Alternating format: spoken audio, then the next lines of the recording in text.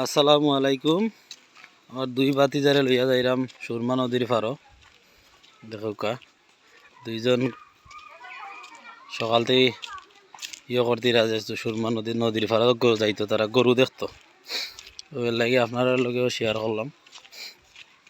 এখন রান্না দিছি যাইবার লাগি, সাথে তাহকা সুরমা নদী অবশ্যই যারা যারা দেখছেন না দেখবা।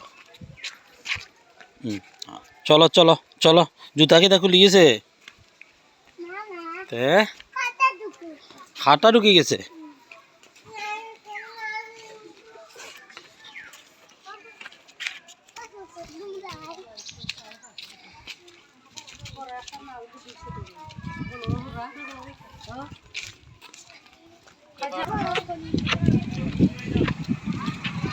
শেষে আসছি সুরমা নদীর পারো। ও দেখো কা কত বড় নদী।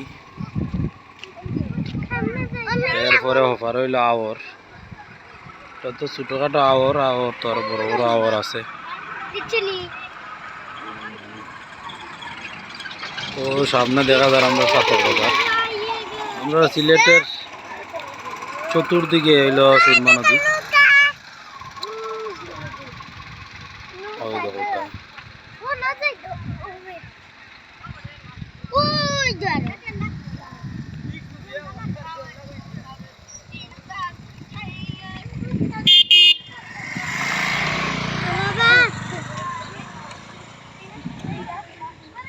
আটো নামো নামো নামো নামো, আও আমার হাতে ধরো। ও নদীর যাই, নদীর নদীর আয় তো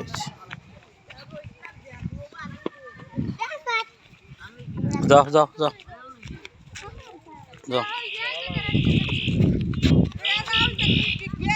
নদীর নিচে যাইরাম, নদীর পানি অনেকটা শুকাই গেছে। হয়েছে হয়েছে, আটো আটো আটো আটো। ও দেখো গরু, ও তো গরু।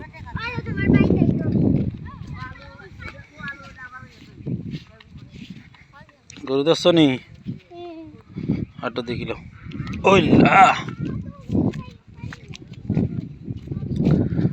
দেখো কা ঘাটের মাঝে নৌকা। আসলে ও জায়গাতে আমরা একসময় অনেক খেলাধুলা করছি ছোটবেলা। আর এখন তো বছরে একবার দুইবার আওয়া করে বাড়িতে।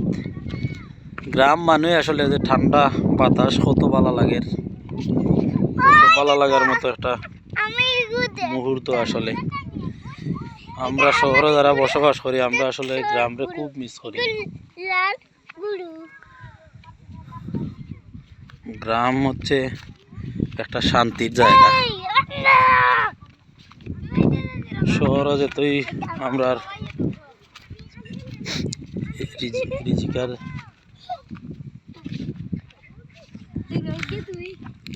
জীবিকার তার টানে যেত আমরা যাই না এখানে, কিন্তু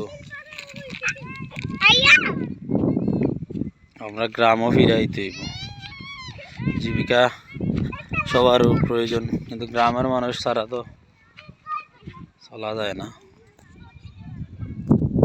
দেখো আমার দুই বাতি যায় কিতা করতিরা দেখো।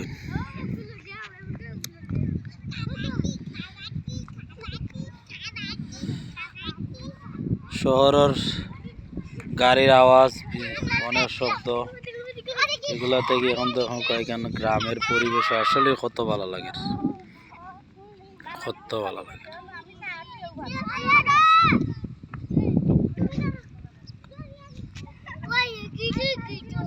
গেছে কি